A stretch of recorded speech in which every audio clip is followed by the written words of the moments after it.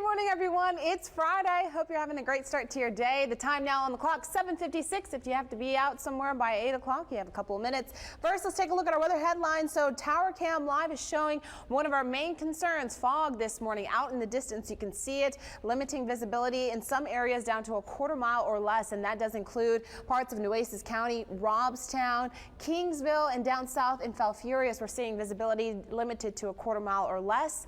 Those central areas here in the coastal bend, up north in Beeville, it's down to a mile or less. Same situation in parts of Corpus Christi. As we take a look at the satellite and radar, some of the clouds that we started the morning off with around 5, 6 o'clock have now continued to move out of the coastal bend. We're seeing clear conditions inland in Freer and Hebronville and down south in Falfurrias and also in Riviera.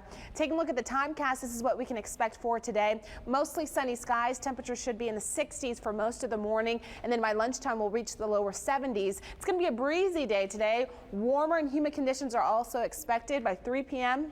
we should be reaching a high temperature here in Corpus Christi of around 78 degrees. It's going to be a very warm day. Tomorrow we get even warmer before we anticipate our next cold front, which will be here on Sunday. Here in Corpus Christi, 54 degrees. The winds are out of the south-southeast around 12 miles per hour. Humidity is high at 94%, hence why we're seeing all that fog this morning.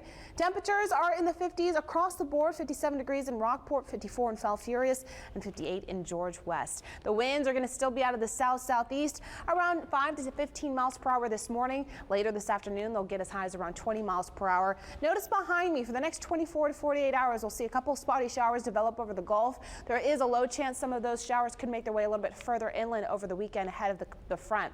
Today's forecast, 78 inland, 67 by the coast, dropping into the 60s tonight. And here's a look at your 7-day forecast, pretty consistent even with those cold fronts.